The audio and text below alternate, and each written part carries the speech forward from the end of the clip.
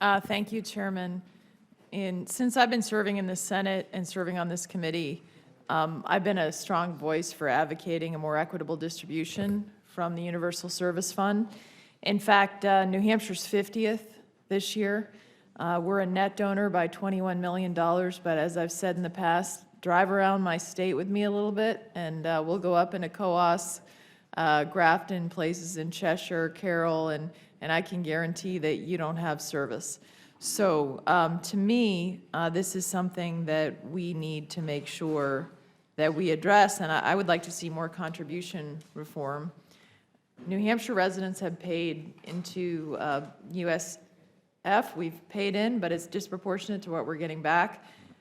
Yet I know that we need assistance, and we need to have more mobile broadband coverage. So I would ask you, Mr. Carlson, if you can tell me, or anyone on the panel, what ideas do you have, and how can you explain how mobile broadband carriers can help correct the coverage gaps and ensure those who reside in a rural state like New Hampshire have access to this innovation, which is so important, especially in rural areas, whether it's having your own business, communicating, being able to live in that area, and have a good job. So whoever's best to answer it, I'd appreciate it. And how do you think we could reform this fund to make it work more effectively for us in places like New Hampshire? Well, let me make a couple comments, and I'm sure my colleagues here will chip in. First, we need accurate maps at the FCC of the degree of your state that is not covered. The current maps that the FCC sent out appear to show that you're 98% covered, but that's not true. Well, that's not true. I mean, I wish they'd come around and drive around with me in the state. Right. I can assure you, we're not. Right. So we need drive tests, or we need drones to survey your state, or we need items put on postal trucks to survey your state. We need a method to get the accurate data so that the FCC can hold themselves accountable, but so that this committee can hold them accountable. So that's a start, because it'll show that your state isn't covered and it needs help. So that's the first thing. Another thing that we've recommended is that the federal government explore joint programs with states, so that if your state were to start even a modest universal service mechanism itself, then it could apply to have matching grants from the Federal Universal Service Fund. So that would be a combination funding, and if your state were putting up more dollars, then you'd get more dollars from the FCC Universal Service Fund. So that's another way to do it. And of course, another way to do it is to have a map of the whole United States so we can determine which states have the greatest problems. And I wouldn't be surprised if your state didn't have the greatest problems, along with West Virginia and some of the other mountain states. But the way the FCC constructed the Mobility Fund 1 is that they gave an incentive to serve the easiest areas to serve that weren't unserved, which meant flat states, and your state didn't get anything. So we need reform in that kind of thinking. It's really hard for me to tell my constituents how they're getting value out of this.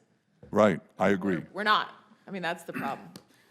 And Senator, thank you for the question. I totally understand that by reforming the program where we can actually send assistance to areas that need it more. We did a study and submitted information to the FCC that designated that New Hampshire, our economists indicated there was 86.3% coverage when the FCC was saying 98, 99%. Yeah, difference now. Last year, your state got $131,000 out of the USF high cost fund for mobility.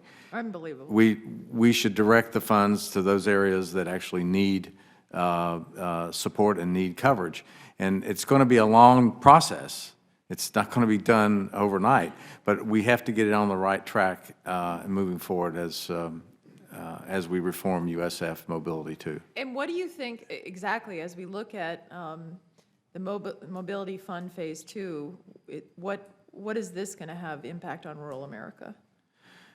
Well, I hope that if we can get the rules right and get the structure right at the FCC, that we'll be able to provide existing support for towers so that we don't lose our current coverage, so you don't want it to go backwards. Right. And also a mechanism that says those that are in need and those areas that don't have served or are highly unserved should actually be able to apply and receive additional funds. And on the mobility side, I think some tweaking of the program could do a lot, and we could do a lot better job with the funds that we have. On the wireline side, your state also got some wireline money, but again, some of the most efficient and effective technologies that you might be able to deploy in a mountainous area are somewhat restricted in their ability to take. Right. And Senator, I would just add, on the fixed side, you know, the fastest, most immediate reform to USF programs for fixed would be to eliminate the voice requirement. You know, most Americans choose not to have a fixed voice service, and really we should transform these funds into broadband funds, because broadband enables voice if you want it. It enables telemedicine, telehealth, anything else you want. You're absolutely right about that. I mean, so many of my constituents, including my own household, we don't have a landline anymore.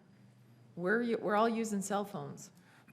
So, But you raise a good point, and that is one of the reasons that you can actually direct that CAF to a fixed wireless broadband solution that's not dedicated to voice is they have an alternative. In many areas, they have an alternative, i.e. a Right. cell phone. So I think they're complementary in many respects, and we should just get on with trying to accomplish the goal I instead think of. what we're talking about is making sure that we're updating this to what the current technology is and what most people need to maximize the resources we have here. And of course, for my state, I'm going to continue to fight for the fact that, you know, $21 million going out the door Yeah. from my constituents, that I can't tell you what we could do with $21 million for these gaps in our state. Senator, just to build on it and to the mapping point, under CAF 2, I think the presumption is that your state is fine. Yeah, Right? well, that's a And problem. right, and then we all know that's not true.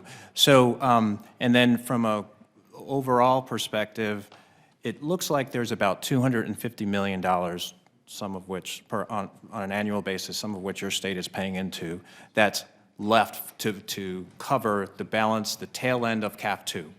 Okay? And then when you look at the cost model from the FCC of the per household cost, and you add that up, it looks like you've got $1 billion problem. You've got a budget of $250 million to cover $1 billion problem. Yet, despite that discrepancy, you're not inviting all of us to compete. It's hard to close and kind of scratch your head on that one. So just wanted to offer that as well. Great, thank you. And I think my time has expired. We might. Thank you, and Senator Ayotte and I